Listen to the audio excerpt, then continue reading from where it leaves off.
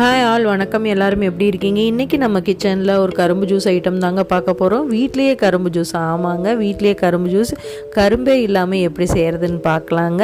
அதுக்கு தேவையான பொருள் என்னென்னு பார்த்தீங்கன்னா, நம்ம புதினா ஒரு கைப்பிடி அளவு சுத்தம் பண்ணி எடுத்துருக்கோம், ஒரு கப் வெல்லம் எடுத்துக்கோங்க, ஒரு எலுமிச்சம்பழம், ஒரு சின்ன பீஸ் இஞ்சி எடுத்துருக்கோம். சின்ன பீஸ் இஞ்சியை நல்லா தட்டி எடுத்துக்கோங்க. க்ளீன் பண்ணி வச்சுருந்த புதினா இலையும் சேர்த்திக்கலாம். ஒரு கப் வெல்லம், ஒரு சின்ன பீஸ் லெமனை கட் பண்ணி சேர்த்திக்கலாம். அதை நல்லா அரைச்சி எடுத்துக்கோங்க. இப்போ தேவையான அளவு தண்ணி சேர்த்திட்டு ஒரு லெமனை நல்லா புழிஞ்சு விட்டுடலாங்க. இது நல்லா மிக்சியில் அடித்து எடுத்துக்கோங்க.